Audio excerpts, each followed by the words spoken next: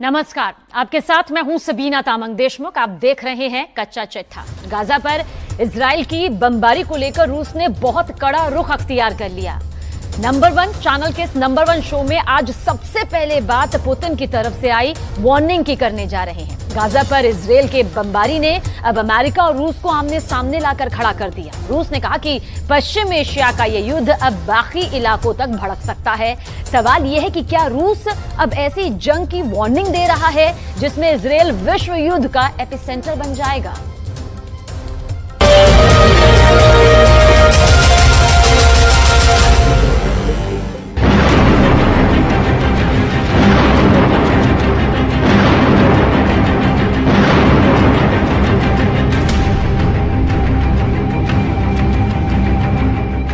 एक तरफ गाजा में बमबारी चल रही है, इजराइल का युद्ध गाजा को पूरी तरह तबाह करने जा रहा है। दूसरी तरफ इजराइल पर हमला करने के लिए लेबनान, सीरिया और ईरान की फौज तैयार बैठी है।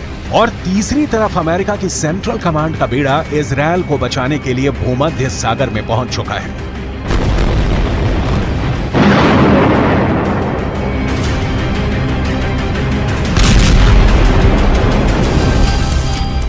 ये अमेरिका का सबसे खतरनाक बेड़ा माना जाता है। यूएसएस फोर्ड यूरोप के आसपास तैनात रहकर उत्तरी अफ्रीका और पश्चिम एशिया में किसी भी वक्त बमबारी के लिए तैयार रहता है। अचानक इस एयरक्राफ्ट में हरकत बढ़ गई है। फाइटर एयरक्राफ्ट लगातार लॉन्च किए जा रहे हैं और इस पर तैनात स्पेशल फोर्स किसी भी वक्त ऑपरेशन के लिए लॉन्च की जा सकती है।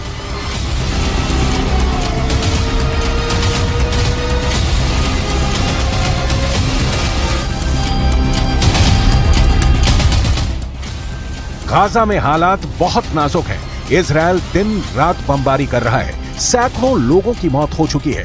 इजराइल अब अपने ऊपर हुए अटैक का बहुत बेदर्दी से बदला लेना चाहता है और यही वजह है कि उसके बम अब आम नागरिक और हमास के बीच फर्क नहीं कर पा रहे।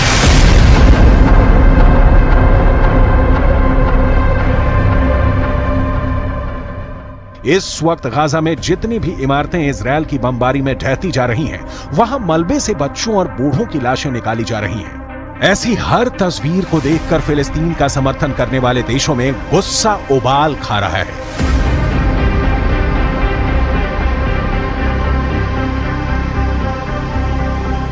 مركز المعلومات في وزارة الصحة استشهاد 413 مواطنا منهم 78 طفلا و41 سيدة بالإضافة إلى تسجيل 2300 جريح।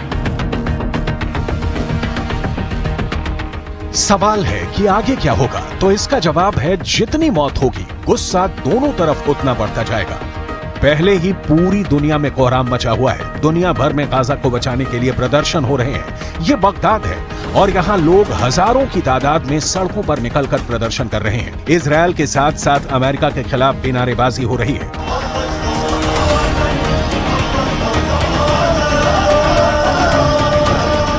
كجماهير المقاومة في العراق ننتظر فقط الأوامر التي تصدر من القيادة لكي نلبي بكل فرح وسرور ونقف جنبا إلى جنب مع أخوتنا في المقاومة الفلسطينية إن شاء الله। ईरान के साथ साथ लेबनान में भी गाजा के लिए समर्थन तेज हो गया है। बेरूत में फिलिस्तीन और हिजबुल्लाह का झंडा लेकर लोग सड़कों पर उतर आए हैं।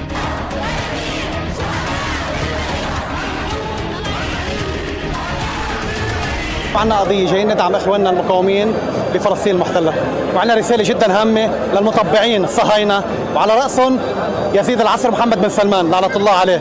هذا اللي بده يبيع القضية الفلسطينية وبده يبيع دم الشهداء.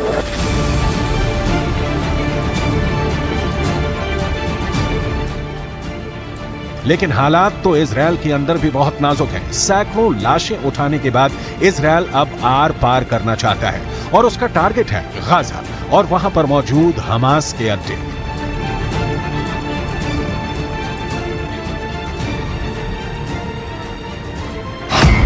लेकिन इजराइल को तीन तरफ से बहुत बड़े युद्ध की धमकी आ चुकी है। लेबनान की मिलिशिया हिजबुल्लाह ने कहा है कि वो इजराइल पर हमले के लिए तैयार है। इराक में ईरान के समर्थन वाला मिलिशिया भी इजराइल को वार्निंग दे चुका है।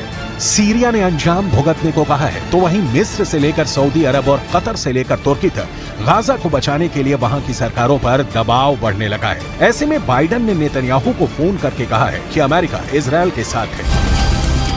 इसके बाद अमेरिका का सबसे बड़ा बेड़ा पूर्वी भूमध्य सागर की तरफ रवाना कर दिया गया। अमेरिका का ये बेड़ा अपने आप में किसी बड़ी नौसेना के बराबर है और इससे निपटना कई देशों के लिए मुश्किल हो जाएगा।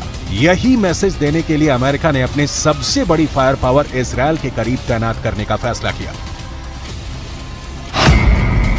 फोर्ड क्लास के करियर के साथ इस बेड़े की ताकत बहुत जबरदस्त है। इसमें यूएस नेवी का aircraft carrier USS Gerald Ford है, जिसमें तिकोन देरेगा क्लास का मिसाइल क्रूजर है। इसमें आर्लेक बर्ग क्लास के 4 मिसाइल डिस्ट्रॉयर हैं। ऐसे बेड़े के साथ रसद के लिए सप्लाई शिप भी रहते हैं। साथ में पानी के अंदर दुश्मन को रोकने के लिए एक परमाणु पनडुब्बी भी रहती है। कोई दुश्मन नहीं चाहेगा कि उसके सामने ऐसी चुनौती खड़ी हो जाए। यही भरोसा अमेरिका अब इजरायल को दिलाना चाहता है कि समंदर से ऑपरेशन चलाकर अमेरिका सीरिया पर भी बमबारी कर सकता है, लेबनान के बॉर्डर को भी सैनिटाइज कर सकता है।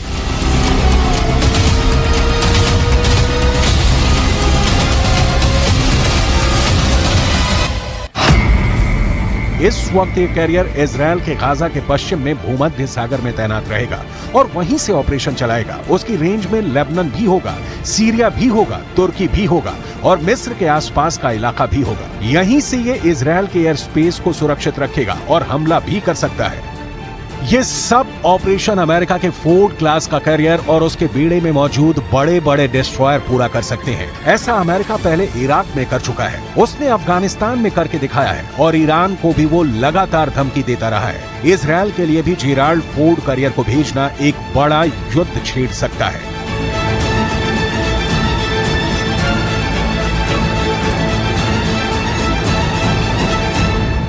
दुनिया के सबसे बड़े एयरक्राफ्ट कैरियर की ये किसी और देश के पास नहीं बल्कि खुद अमेरिका के पास है, जिसकी वजह से जो अमेरिकी दुश्मन है वो लगातार थर्राते रहते हैं। अमेरिका का फोर्ड क्लास कैरियर दुनिया का सबसे बड़ा एयरक्राफ्ट कैरियर है और इसे CVN-78 भी कहते हैं और ये कैरियर 1 लाख टन का डिस्प्लेसमेंट पैदा करता है। भारत का एयरक्राफ्ट कैरियर INS विक्रांत इससे आधे से भी कम वजन का है। तो देखिए कितना वजन इसमें है। यहां पर 1 लाख टन का कम से कम यह है। यूएसएस जेराल्ड फोर्ड की बात हम यहां पर कर रहे हैं और यह एयरक्राफ्ट कैरियर न्यूक्लियर पावर से चलता है, यानी इसकी रेंज अनलिमिटेड है और यह दुनिया में कहीं भी पहुंच सकता है, यानी कोई भी कोना हो वहां पर इसको आराम से आसानी से पहुंचाया जा सकता है क्योंकि न्यूक्लियर पावर का यह इस्तेमाल करता है। और यह एयरक्राफ्ट कैरियर 56 किलोमीटर प्रति घंटे की रफ्तार से समंदर में चल सकता है।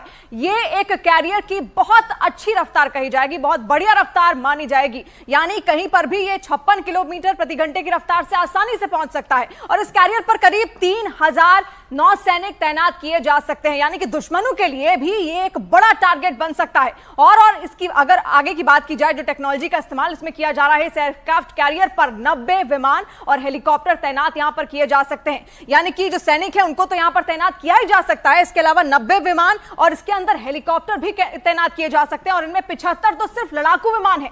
और अभी इस एयरक्राफ्ट कैरियर पर सुपर हॉर्नेट विमान तैनात है और इस पर से F-35 स्टेल्थ फाइटर भी ऑपरेट कर सकते हैं और उनको पूरी तरह तैनात करने की तैयारी की जा रही है। यानी आप समझ सकते हैं कि आखिर किस टेक्नोलॉजी से ये लैस है और कैसे सुपर हॉर्नेट और F-35 लड़ाकू विमान जो है वो भी इसके अंदर तैनात किए जा सकते हैं और साथ साथ इसकी रफ्तार भी कहीं ज्यादा है। अमेरिका ने इजराइल के आसपास, यूरोप और बाकी ठिकानों के आसपास फाइटर जेट तैनाती बढ़ाने का फैसला किया है ताकि इजराइल पर कोई हवाई हमला न कर सके। इसके लिए अमेरिका ने पूरा जोर लगा दिया है और इजराइल के हवाई अड्डे पहले से ही एक्टिव है।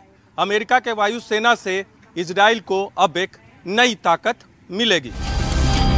इसके लिए A-10 थंडरबोल्ट विमान भी हैं, जो नीचे उड़ते हुए टैंकों के पूरे दस्तों को खत्म कर सकता है। इस विमान को फ्लाइंग टैंक भी कहते हैं, जिस पर छोटे हथियारों की गोलीबारी का फर्क नहीं पड़ता। इसके अलावा अमेरिका के F-15 से लेकर F-16 लड़ाकू विमान भी हैं। लेकिन असली ताकत जो अमेरिका ने इजरायल को बचाने के लिए उतारी है वो है F-35 फाइटर जेट।